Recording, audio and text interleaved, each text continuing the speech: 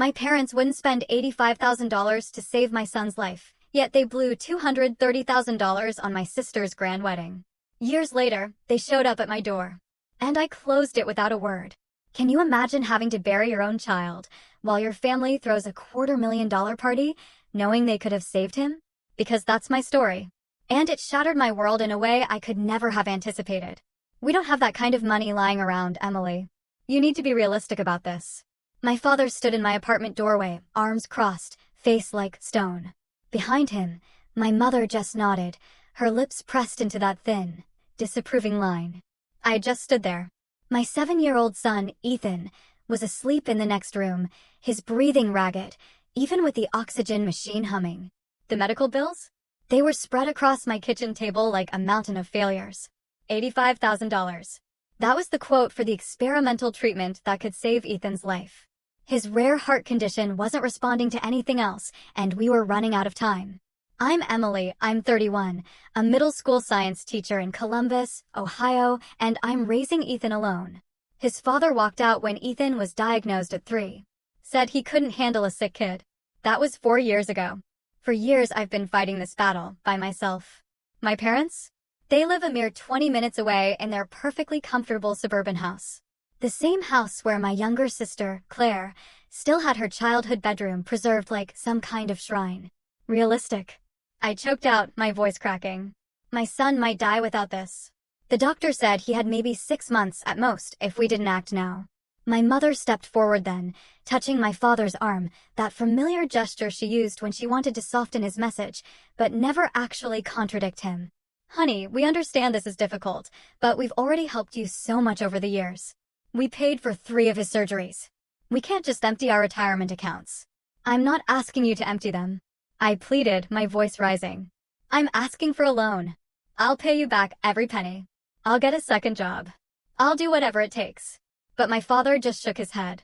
Emily, you're barely keeping your head above water as it is. How would you pay us back? Be sensible. There are payment plans, medical financing options. You should look into those. Oh, I'd looked into them. I'd spent weeks researching every single avenue. The payment plans? They'd take too long. Ethan didn't have years to wait. Medical financing companies wanted interest rates that would bury me for decades, and most wouldn't even approve me anyway, because I was already drowning in medical debt. I've tried everything, I said, my voice barely a whisper. For a second, just a split second, I thought my mother might actually convince my father. But then he spoke again, his voice firm, final. We can't do it, Emily. I'm sorry, but we have to think about our own future, too. We're not getting any younger. They left shortly after. I stood at the window, watching their car pull away. The weight of their refusal settled over me like a suffocating blanket. I walked into Ethan's room and sat beside his bed, listening to the steady hiss of the oxygen machine. His small chest rose and fell unevenly. He looked so peaceful in sleep, utterly unaware that his own grandparents had just sealed his fate. It was a punch to the gut. The next day, I made calls. Every family member I could think of, distant cousins, my mother's siblings, anyone who might help. Most offered sympathy and small amounts that wouldn't even make a dent. My Aunt Teresa sent $500 with a note saying she wished it could be more. I appreciated every single penny, but I was trying to fill an ocean with a teaspoon. 2 weeks later, I came home from a particularly brutal day at school to find Ethan struggling to breathe. His lips had a blue tinge. Panic shot through me. I called an ambulance, and they rushed him to the hospital. The doctor stabilized him, but the cardiologist, Dr. Morrison, pulled me aside with a grim expression. His condition is deteriorating faster than we anticipated, he said. Without that treatment we discussed, I'd say he has 3 months at most, maybe less. I nodded numbly, unable to speak past the lump in my throat. Asterisk 3 months? My baby had 3 months unless I could find $85,000. Asterisk I started a crowdfunding campaign that night, pouring my heart into the description, sharing photos of Ethan's bright smile from before he got so sick. Friends shared it, teachers from my school donated, even some of my students' parents contributed. But after 2 weeks, I'd only raised $12,000. It wasn't even close. Not even a fraction. Then came the phone call from Claire. My sister's voice was breathless with excitement. Emily, I have the most amazing news. Jeffrey proposed. We're getting married. I tried to muster some enthusiasm despite the crushing weight in my chest. That's wonderful, Claire. Congratulations. I know, right? And Mom and Dad are being so incredibly generous. They're paying for the whole wedding. Can you believe it? They said we can have whatever we want. No budget limits. Jeffrey and I are thinking a destination wedding. Maybe Italy or the south of France. Oh, Emily, it's going to be absolutely perfect. My hand tightened around the phone. No budget limits? None, she gushed. Dad said this is his little girl's special day and nothing is too good. We're meeting with wedding planners next week. The wedding won't be for another year, but we want to start planning now to make sure we get exactly what we want. I stood there in my tiny apartment, medical bills stacked on every surface, my son fighting for every breath in the next room, and listened to my sister gush about her unlimited wedding budget. Something cold and hard formed in my chest. A seed of understanding that would take root and grow into bitter resentment in the months to come. The months that followed were a blur of hospital visits and mounting despair. I maxed out every credit card I owned, took out personal loans at predatory interest rates, and sold everything of value I possessed. My grandmother's ring, the one thing of my own mother's I'd been given, went to a pawn shop for $800. My car got downgraded to a 15-year-old sedan that barely ran. I moved from my one-bedroom apartment to a studio to save on rent. Through it all, every family dinner, every phone call, every interaction somehow circled back to the wedding.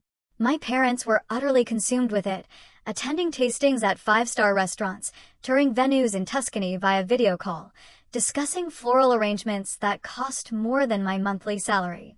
I tried to be happy for Claire. I really did. She was my little sister, and there had been a time when we were close. But that closeness had faded over the years as it became clear that our parents saw us very, very differently. Claire was the golden child, the one who did everything right.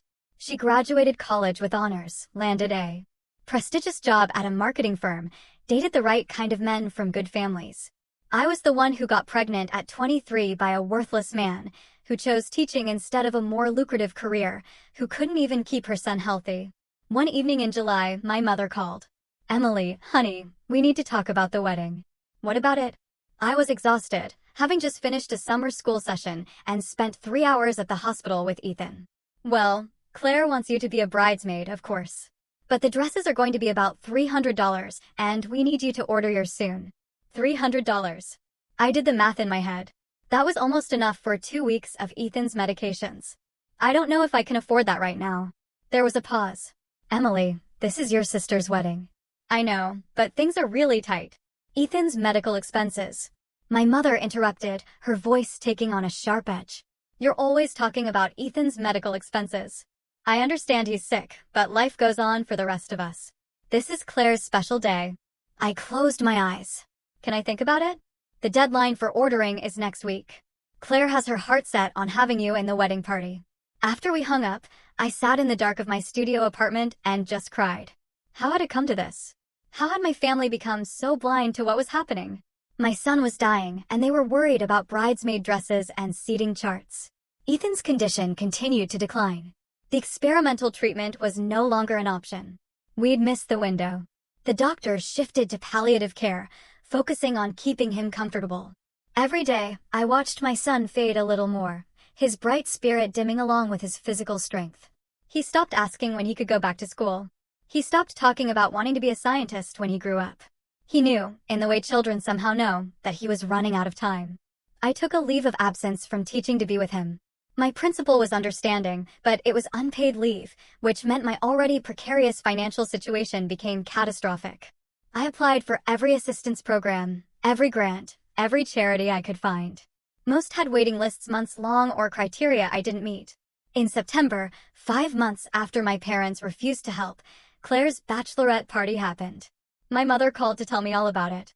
They'd rented a villa in Napa Valley for spa treatments, a private chef. It was absolutely magical, my mother gushed. Claire was so happy. You should have seen her face. "How much did it cost?" I asked, unable to stop myself. "Oh, I don't know exactly. Your father handled all that. Maybe 10,000, but it was worth every penny to see Claire so joyful." $10,000, more than a tenth of what could have saved Ethan, spent on a single weekend. I felt something inside me crack. A foundation of familial loyalty that I'd been clinging to despite everything. "That sounds wonderful," I said flatly.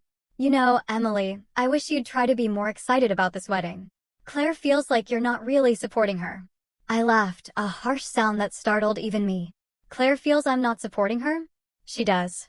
She's noticed you've been distant, and you still haven't confirmed whether you'll be a bridesmaid. I can't afford the dress, Mom. I told you that. Well, maybe if you managed your money better, you wouldn't always be in this position. The words hung in the air like poison. Managed my money better, as if I had been spending frivolously instead of fighting to keep my child alive. As if the crushing weight of medical debt was some kind of personal failing rather than the result of a broken healthcare system and a family that chose fancy parties over their grandson's life. I have to go, I said. Ethan needs me. Of course he does, my mother replied, and I heard the unspoken judgment in her tone. You know, Emily, maybe if you weren't so focused on Ethan's problems all the time, you'd be able to enjoy life more. Claire manages to balance everything so well. I hung up without saying goodbye. October brought a cold snap that seemed to settle into my bones.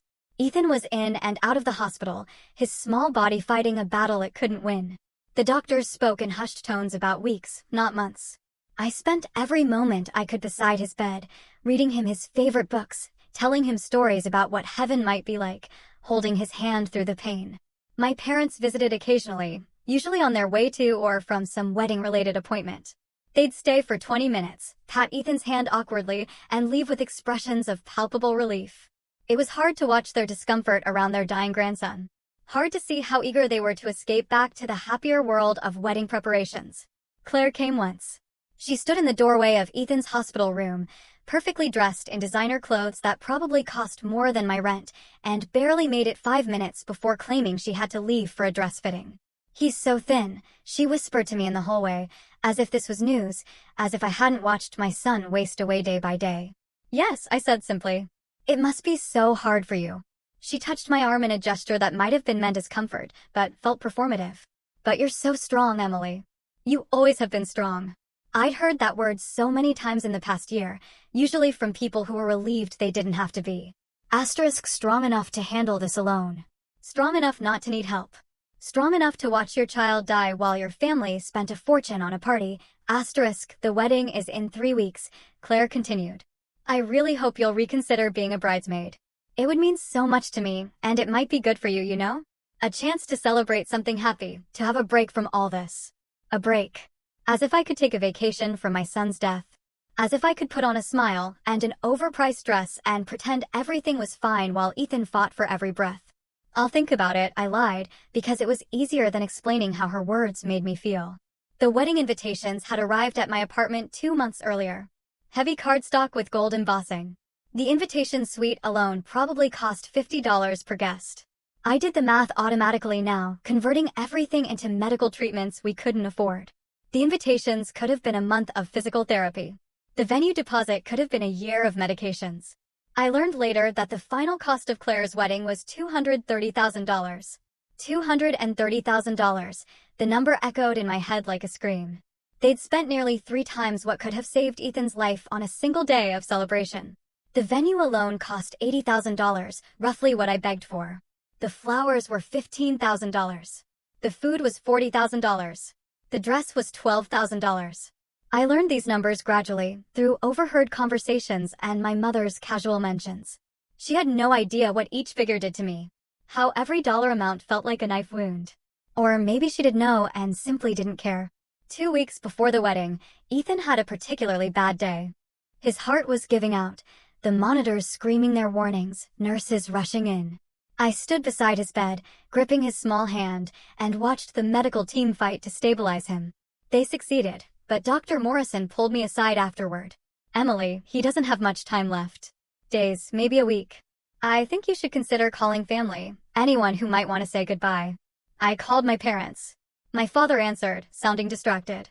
Emily, we're right in the middle of the rehearsal dinner preparations. Can this wait? Ethan is dying, I said, my voice hollow. The doctor says days at most. There was a pause. Then, oh, Emily, I'm so sorry.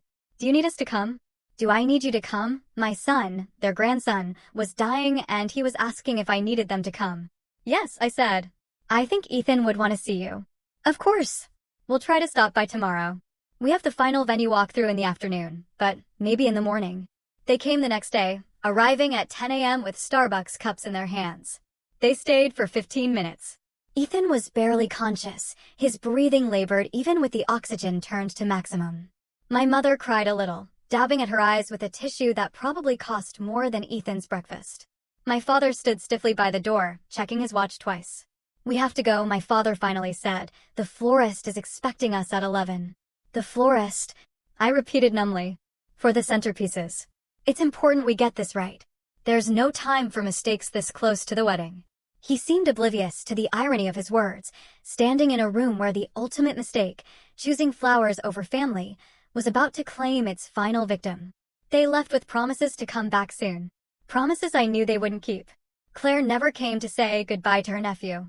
She was too busy with last-minute wedding emergencies, like the fact that the string quartet she'd hired had a cellist who'd fallen ill and been replaced. This was apparently a crisis worth multiple frantic phone calls. Ethan died on Tuesday morning, 3 days before Claire's wedding. He slipped away quietly in his sleep, his small hand in mine.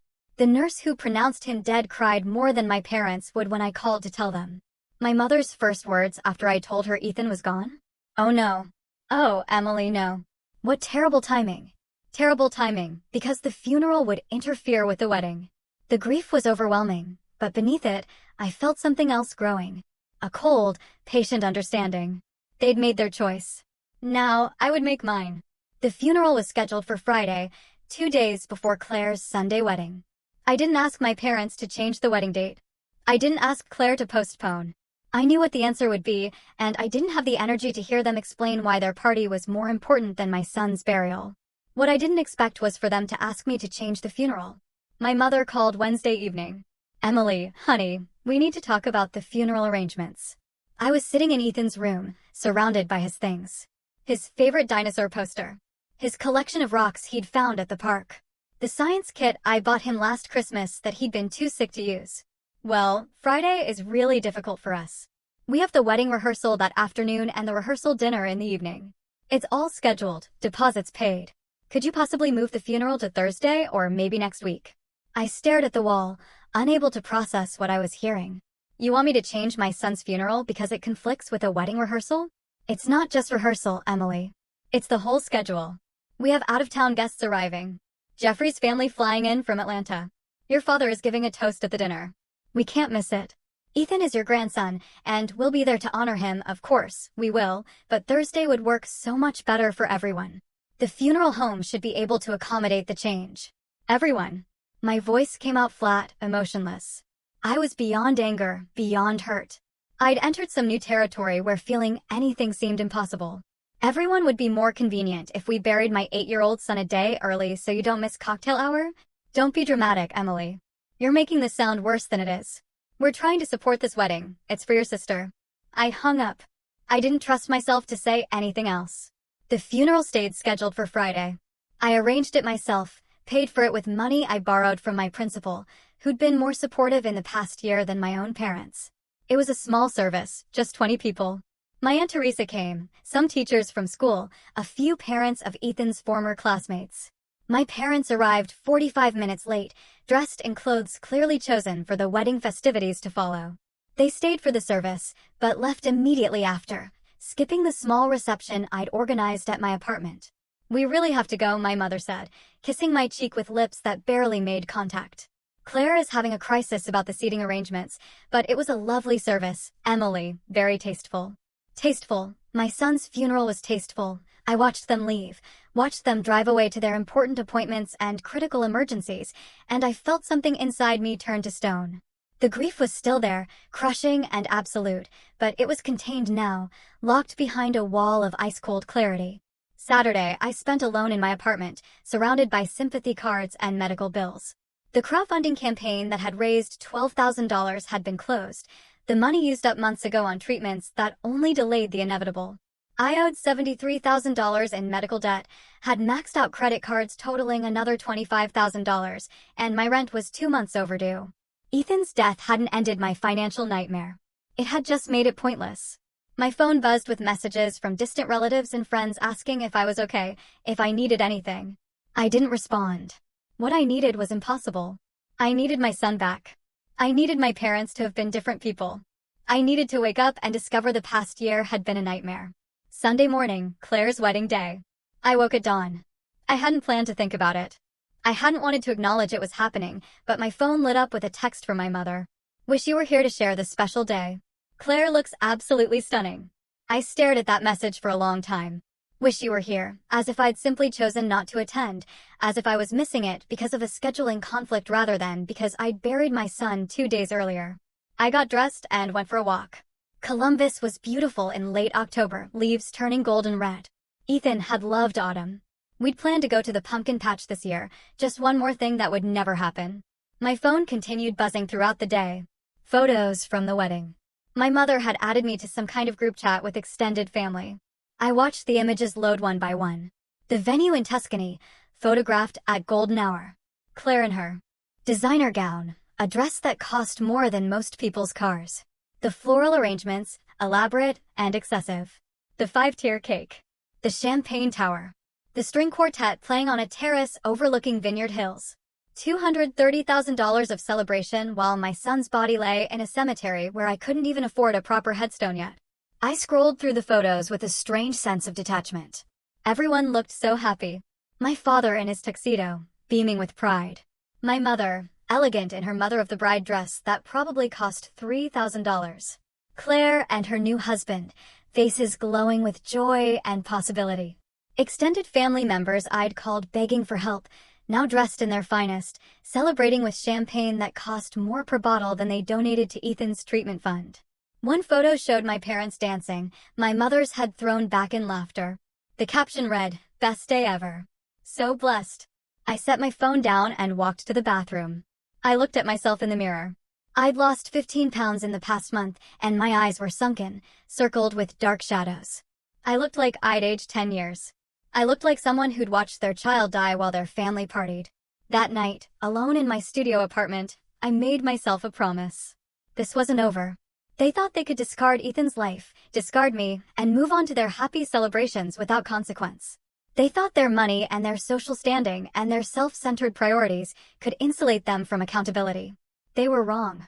I didn't know how yet, but I would make them understand what they'd done. I would make them feel a fraction of what I'd felt. Not revenge, exactly. Justice. A reckoning. I pulled out a notebook and started writing down everything. Every conversation, every refusal, every dollar amount. I documented the timeline. When I'd asked for help, when they'd refused, when Claire's wedding planning began, when Ethan died. I wrote down who'd been at the funeral, who hadn't. I noted every expense my mother had mentioned for the wedding. I wasn't sure what I'd do with this information, but I knew I needed it. Evidence. Proof. A record of everything that had been taken from Ethan, from me. My phone buzzed again. Another text from my mother. Home from Italy. Exhausted, but so happy. Claire and Jeffrey's first dance was magical. I'll send you the video. I typed back, glad you had a good time. 3 dots appeared, disappeared, appeared again. Finally, we'll come by next week to check on you. I'm sure you're feeling better by now. Feeling better, as if grief worked on a schedule. As if 1 week after your child's death, you were expected to be recovered and ready to hear about how magical someone else's party was. I didn't respond. The weeks after the wedding passed in a gray haze. I returned to work, moving through my days like a ghost. My students were kind, softer with me than they'd ever been. The administration had granted me extended bereavement leave, but I declined. I needed the structure, needed something to fill the hours that used to be consumed by doctor appointments and medication schedules and hope. My parents called occasionally, brief check-ins that felt more like obligations than genuine concern. "How are you holding up?" they'd ask, and then filled the silence with updates about Claire's honeymoon, about remodeling projects they were planning, about holiday plans. They never mentioned Ethan. It was as if he'd never existed, as if acknowledging his absence might spoil their good mood. Claire sent a single text. "I'm sorry about everything. I hope we can move past this. Move past this, move past watching my son die. Move past being abandoned by my family. Move past the fact that she'd had a $250,000 wedding while my child suffocated to death because we couldn't afford treatment." I didn't respond to that either. In December, 2 months after Ethan's death, my parents invited me to Christmas dinner. I almost declined, but curiosity got the better of me. I wanted to see them, to understand how they lived with what they'd done. Their house was decorated like something from a magazine spread, a 12-foot tree, professionally decorated, garlands and lights on every surface. The smell of expensive catering filled the air. Claire and Jeffrey were already there when I arrived, looking tanned and relaxed from their honeymoon in Bali. Emily, my mother, hugged me, her perfume overwhelming. I'm so glad you came. We've missed you. I stood stiffly in her embrace. Thank you for inviting me. Dinner was elaborate. Prime rib, lobster tails, sides I couldn't name. Wine that my father proudly announced cost $200 a bottle. Everyone talked and laughed, sharing stories from the wedding, from the honeymoon, from their comfortable lives. I sat quietly, pushing food around my plate. Emily, you're so quiet, Claire said, her voice carrying that concerned tone that didn't quite reach her eyes. Are you okay? I'm fine. You know, Jeffrey and I were thinking, maybe you should consider moving somewhere else. A fresh start might help you heal. Columbus has too many sad memories now. I looked at her, at this woman who was my sister in name only. Where would I go? I don't know. Somewhere cheaper, maybe. I know you're struggling financially. Jeffrey's company has an office in Kansas City. Cost of living is much lower there. We could help you find something. Asterisk, help me move away. Remove the uncomfortable reminder of their choices. Asterisk, I'll think about it, I said, another lie. My father cleared his throat. Emily, your mother and I have been discussing your situation. We think you need to consider bankruptcy. It's the responsible thing to do, given your debt. Bankruptcy for your medical bills. You'll never pay them off on a teacher's salary. Better to just wipe the slate clean and start over. Start over, as if Ethan was a mistake to be corrected, a financial error to be written off. We could help you find a good bankruptcy attorney, my mother added. Your father knows several. I set down my fork carefully. You know what would have helped? $85,000 15 months ago. The table went silent. Claire looked at Jeffrey uncomfortably. My mother's smile froze in place. Emily, my father said, his voice carrying a warning. We've been over this. Have we? Because I don't remember us ever really discussing it. You said no. And that was it. We made a difficult decision based on our financial situation. Your financial situation? I gestured around the room. This doesn't look like financial difficulty. The $230,000 wedding doesn't suggest financial difficulty. Claire's face flushed. That's not fair, Emily. I stood up, my chair scraping against their expensive hardwood floor. You spent almost 3 times what could have saved Ethan's life on a single day. A party. Flowers and cake and a dress you'll wear once. Emily, that's enough, my father said, standing as well. His face was red. Angry. We made the choice we thought was right. We're not going to apologize for supporting your sister's happiness. And Ethan's life? What about supporting that? He was sick, my mother said, her voice shaking. The doctor said there was no guarantee the treatment would work. We weren't going to throw away money on something that might not even help. But you'd throw away twice that much on party favors and centerpieces that went in the trash the next day? Get out, my father said. If you're going to be disrespectful, you can leave. I grabbed my coat. Don't worry, I'm going. You're just bitter because your life didn't turn out the way you wanted. Claire called after me. It's not our fault you made bad choices. I stopped at the door and turned back. They were all standing now, a unified front against me.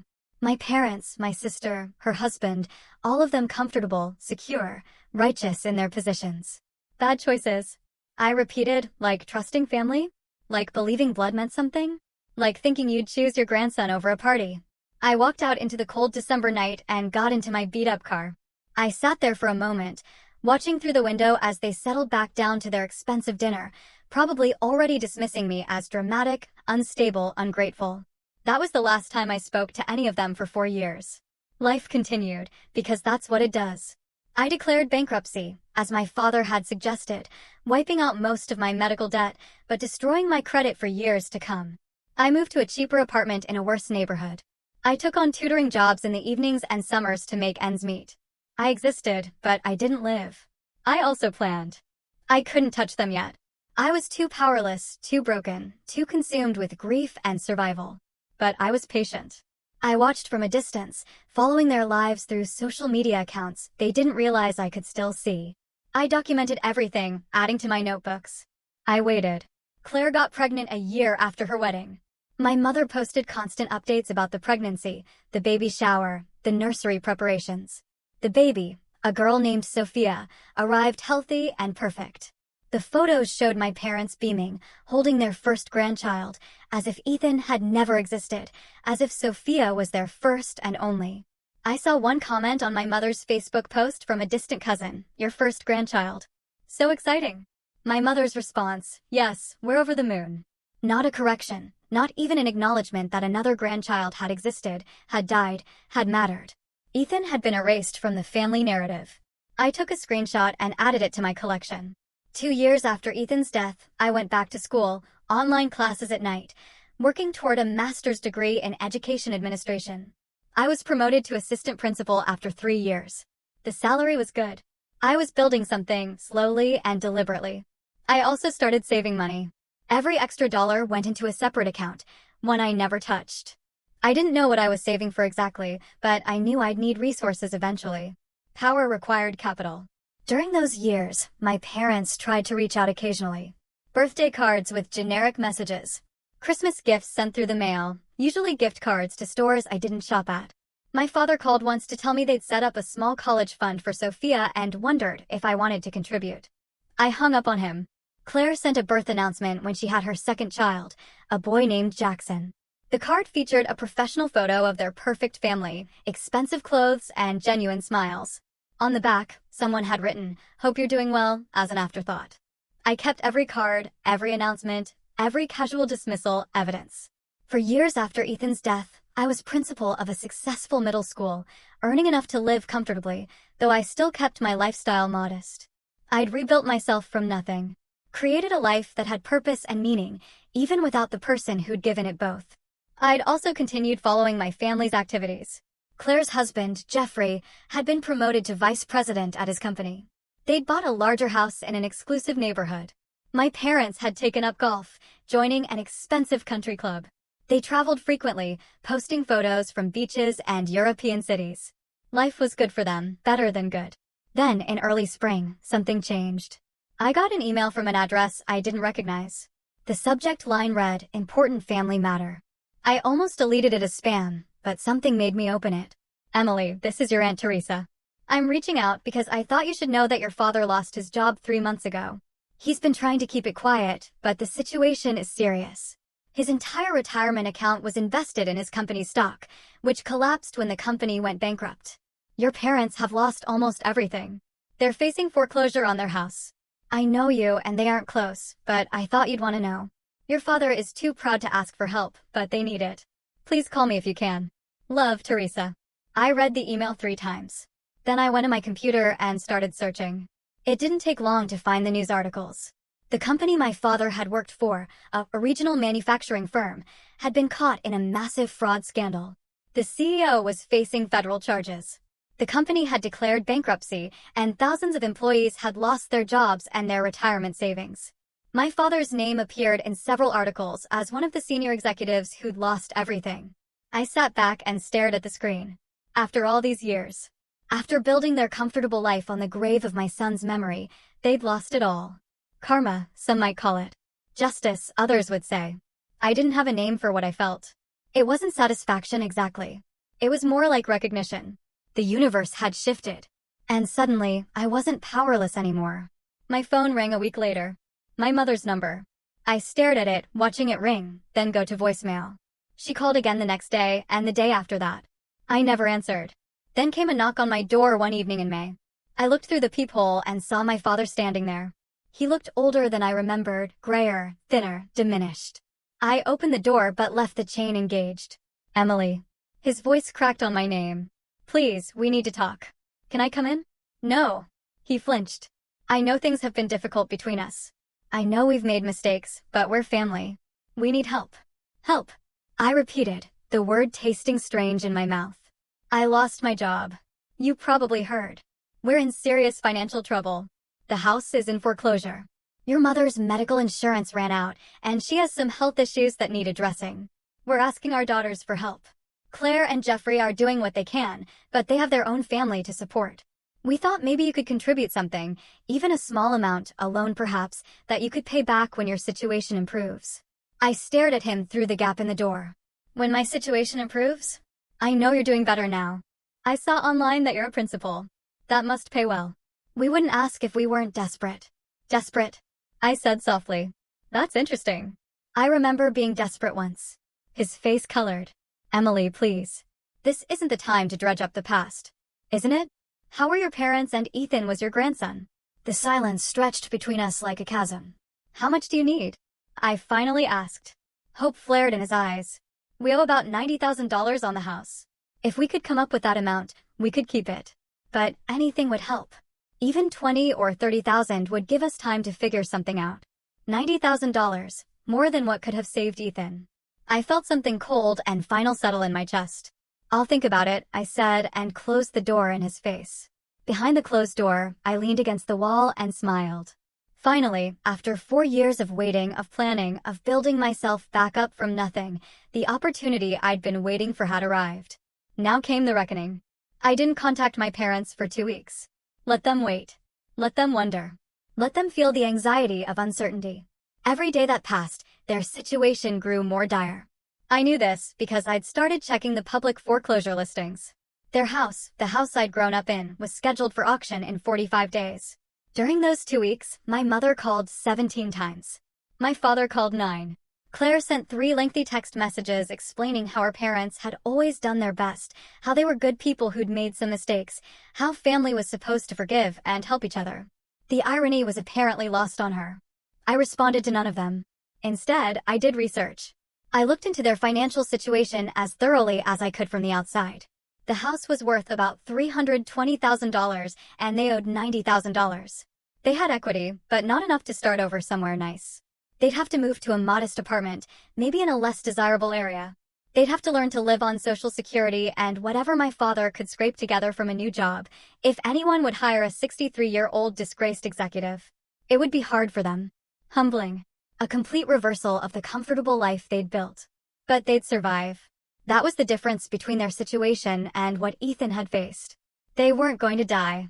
They were just going to be uncomfortable. On the 15th day, I finally called my father back. Emily? He sounded breathless, desperate. Thank God. I was so worried you wouldn't call. I've been thinking about your request. I could hear the hope in his voice, pathetic and naked. I want to meet all of you. You, Mom, and Claire. We need to have a conversation. Of course. Of course. When? Where? We can come to you, or we can meet somewhere neutral. Whatever you prefer. My apartment. Saturday at 2 p.m. We'll be there. Thank you, Emily. You don't know what this means to us. I hung up without responding. Saturday arrived, cold and gray. Appropriate weather for what I had planned. I'd spent the morning preparing, arranging chairs in my small living room, setting out a folder on the coffee table. I'd printed documents, organized them chronologically. Everything was ready.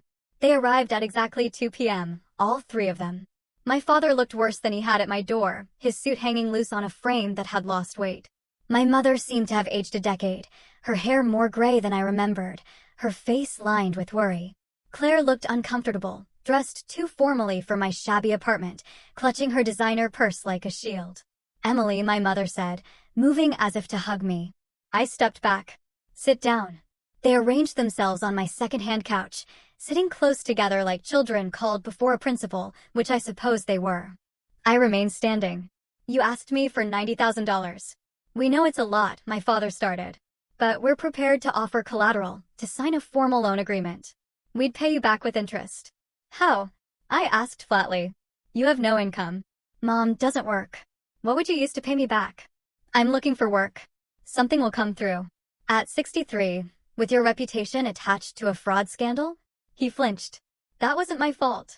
I had no idea what the CEO was doing. Ignorance isn't innocence. You were a senior executive. You should have known. I picked up the folder from the coffee table. But we're not here to discuss your career failures.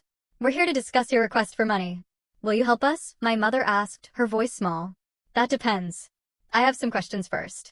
I opened the folder and pulled out the first document. Do you remember this conversation? May 16th, 4 years ago, I came to you and asked for $85,000 to pay for Ethan's treatment. My mother's face went pale. Emily, we've been over this. Have we? Because I don't think we have. Not really. Not honestly.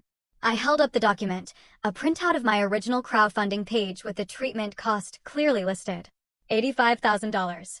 You told me you couldn't afford it, that you had to think about your own retirement, that I needed to be realistic.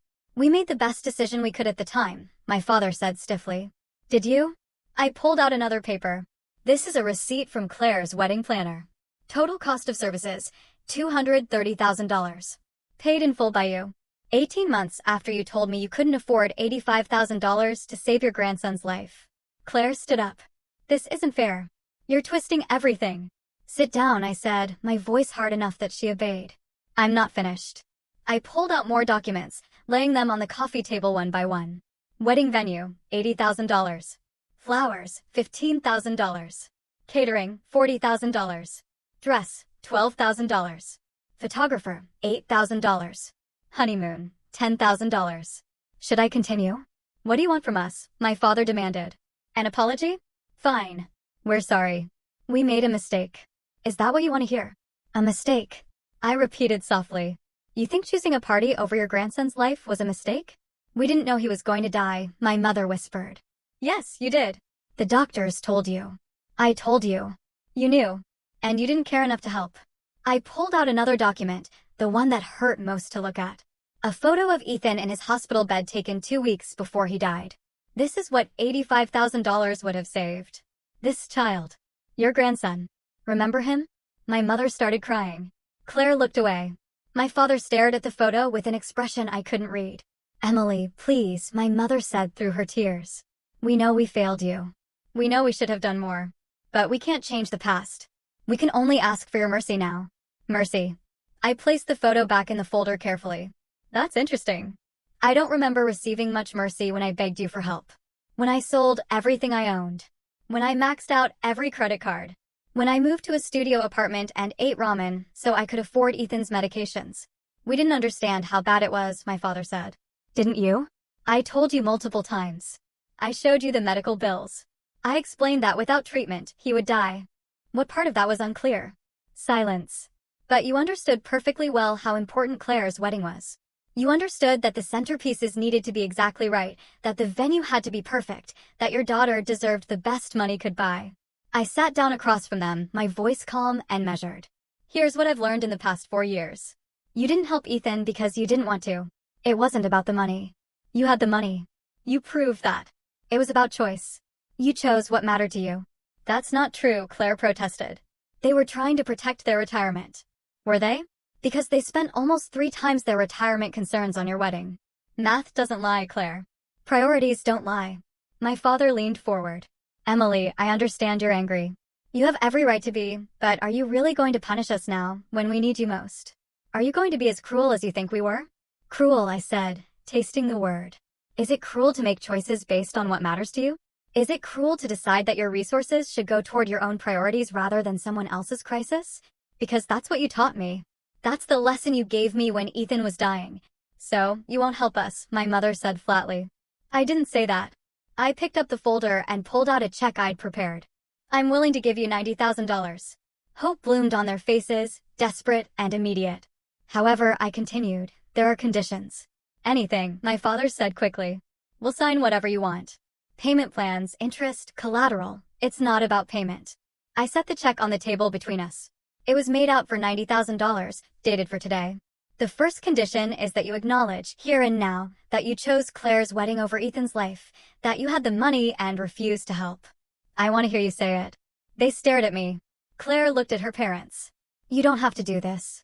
She's trying to humiliate you. Yes, I agreed. I am. Just like you humiliated me when I begged for help. When I stood in your doorway with medical bills and you told me to be realistic. When I buried my son alone because you had a rehearsal dinner. So yes, I want you to say it out loud that you made a choice and Ethan died because of it. My mother was crying harder now. My father's face was red, but they needed that check. They needed it desperately. We chose the wedding, my father finally said, his voice barely audible. We had the money and we chose to spend it on Claire's wedding instead of Ethan's treatment. And? I prompted. And he died because we didn't help. Mom, I looked at my mother. We should have helped you, she whispered. We should have saved him. We were wrong. I turned to Claire. And you? What's your role in this? I didn't know, she said quickly. I didn't know they'd refuse to help Ethan. Didn't you? You never wondered where the money for your elaborate wedding came from? You never thought it was odd that I asked you to move your bachelorette party because Ethan was in the hospital and you refused? You never questioned having your wedding 3 days after your nephew's funeral. She had no answer.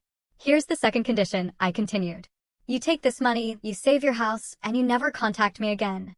No birthday cards, no Christmas gifts, no phone calls. You remove me from your lives completely, the way you removed Ethan from your memories. You go back to pretending I don't exist. Emily, you can't mean that. My mother said, we're family. No, I corrected her. We shared DNA. Family is something else. Family shows up. Family sacrifices. Family doesn't let children die while they plan parties. I stood up and walked to my door, opening it. Those are my conditions. Take the check or leave it. You have 60 seconds to decide. They looked at each other. A silent conversation happening in glances and expressions. I watched them calculate. Watched them weigh their pride against their desperation. It took them 43 seconds. My father picked up the check. We accept your conditions, he said, his voice hollow. Good. There's a document on the table next to the check. It's a formal agreement that you'll have no further contact with me. Sign it.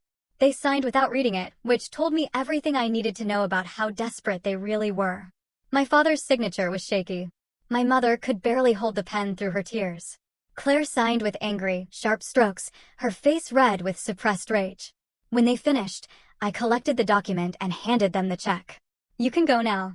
Emily, my father started, but I cut him off. You agreed to the conditions. No contact means no contact. Leave. They filed out silently. My mother crying. My father's shoulders slumped. Claire walking stiffly beside them. I closed the door behind them and locked it. Then I walked to my bedroom and opened my laptop. I pulled up my bank account and looked at the balance. The $90,000 I'd just given them had been transferred from my savings this morning. That account now showed $12,000 remaining. Years of careful saving, of living modestly, of putting aside every extra penny, reduced to almost nothing. But I wasn't done. I opened my email and composed a message to my Aunt Teresa, the only family member who'd shown any real concern for me over the years. I attached a document, a letter I'd written months ago, waiting for the right time to send it. Aunt Teresa, I wanted you to know what really happened with Ethan. I've attached a complete timeline of events, including all the requests I made for help and the responses I received. I've also included documentation of the expenses my parents incurred during that same period, particularly regarding Claire's wedding. I thought the family should know the truth. Please share this with anyone you think should see it. Love, Emily. I hit send. The document I'd attached was comprehensive. Every conversation, every refusal, every wedding expense, every hospital bill. The photo of Ethan in his hospital bed.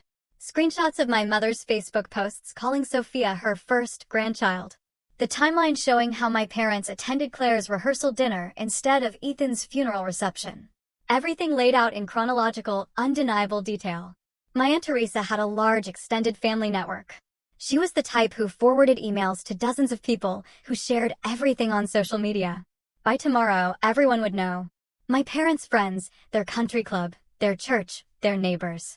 The truth would spread like wildfire. The check I'd given them would clear. They'd keep their house, but they'd lose something more valuable, their reputation, their comfortable social standing, the image they'd carefully crafted of being generous, loving parents and grandparents. Everyone would know what they'd really chosen, what they'd really valued. A knock came at my door an hour later. I looked through the peephole and saw Claire standing there alone, her face furious. I opened the door, but didn't invite her in. You signed an agreement not to contact me. That email you sent. You can't do that. You're ruining their lives. I'm telling the truth. There's a difference. You're vindictive and cruel. You're destroying them out of spite. No, I said calmly. I'm giving them exactly what they gave me. Consequences. Actions have consequences, Claire. They made choices, and now they get to live with them. Just like I've had to live with watching my son die. They gave you $90,000. They gave me back a fraction of what they stole from Ethan, from me, and they only did it because they had no other choice. If they weren't desperate, would they have helped? We both know the answer. You're never going to let this go, are you? You're going to hate us forever. I don't hate you, I said, and realized it was true. Hate requires caring. I don't care about any of you anymore. You stopped being my family the day you chose a party over my son's life. Now you're just strangers who happen to share my last name. Mom is devastated. Dad looks broken. Was that worth it? Ask Ethan if it was worth it. Oh wait. You can't, because he's dead. Claire's face crumpled. You really are as heartless as they said. Heartless? My heart broke 4 years ago, and you weren't there to see it. You were too busy planning your perfect wedding and your perfect life, so don't talk to me about heartless, Claire. You don't get to use that word. She turned and walked away, and I closed the door for the last time on my biological family. Over the next few months, I heard through indirect channels what happened to them. My parents were indeed socially ostracized. Friends stopped calling. The country club membership was quietly not renewed. Church attendance became awkward enough that they stopped going. They kept their house, but it became a prison of sorts, a place where they lived with their choices. My father eventually found work as a consultant, making a fraction of his former salary. My mother developed anxiety issues and started therapy. Claire and Jeffrey moved to another state, putting distance between themselves and the scandal. Their Christmas cards, which had once been elaborate productions, stopped coming altogether. I heard my mother told people I was dead, that it was easier than explaining why her daughter wanted nothing to do with her. I supposed in a way I was dead to them. The daughter who'd been grateful for scraps, who'd accepted being second best, who'd swallowed her pain to keep the peace. That person didn't exist anymore.